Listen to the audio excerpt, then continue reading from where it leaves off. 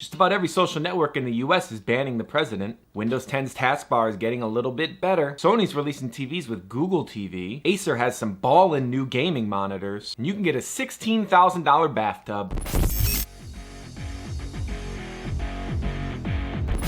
What is up, everybody? This is Dave with Make Use of Tech Bytes. Thank you so much for tuning into this episode. We are going to take a look at the biggest news stories from the last few days, including some of the early CES stuff. The pre-events have started, the news has started rolling in, along with the big story, which we will get into wait for it, now. This is not a show where we're going to get political, but when the biggest social networks decide to ban Donald Trump, the President of the United States, it's something we kind of have to talk about. And now Facebook and Instagram have now banned his accounts indefinitely, meaning they have not said when they're going to let him back on the social networks again. This all comes after all the stuff that happened in Washington, which, again, way beyond the scope of this show. We are a tech news show. The only reason that this stuff is relevant to us is because of the social networks. Twitch also jumped in and banned his account indefinitely. So now we have 3 social networks that have jumped in and said, we're not going to let you keep posting the stuff that you're posting. It's obviously causing some pretty serious problems outside of just making people who don't support Trump angry. But it looks like these social networks are hoping that maybe by stopping him from saying the things that he's saying,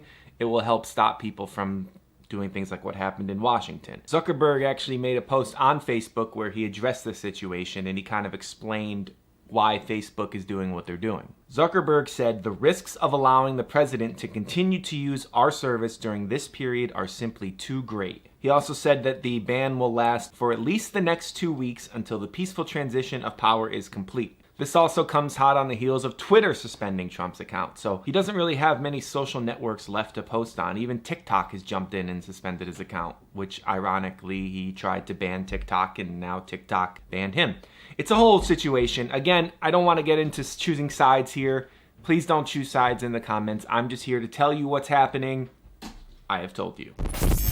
As we discussed in a previous episode, Microsoft is planning some huge sweeping changes to Windows 10. And while those changes are not quite ready yet, the latest Insider build actually features some pretty cool improvements to the Taskbar, which is one of the main ways in which we interact with our computer.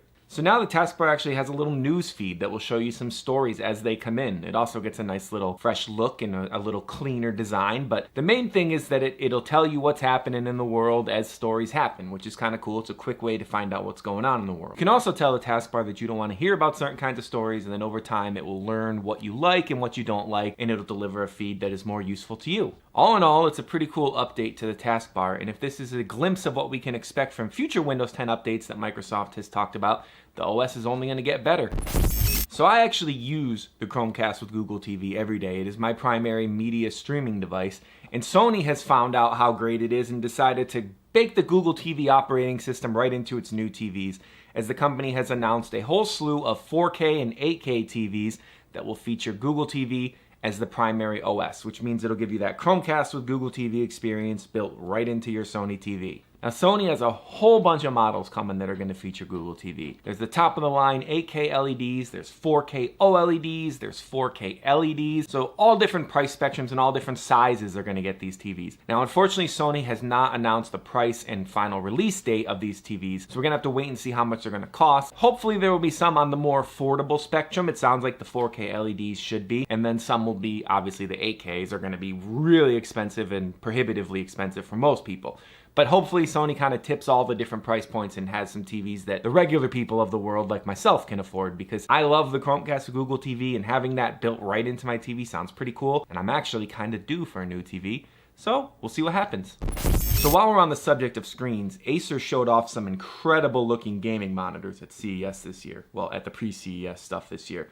These things look nice. They're packed with every feature you could ever want in a gaming monitor, including lights on the back, pre-installed, so you don't need to tape LEDs to the back. They're built right into the monitor, and of course it has all the other features that gamers look for in their computer monitors. There's a new 27-inch monitor that has a 275 Hz refresh rate and a 0.5 millisecond response time, which those are the main features that we look for in gaming monitors, because we want them to be fast. We want to make sure that we see what's happening on the screen the moment it's happening, and we can react quickly and defeat our opponent.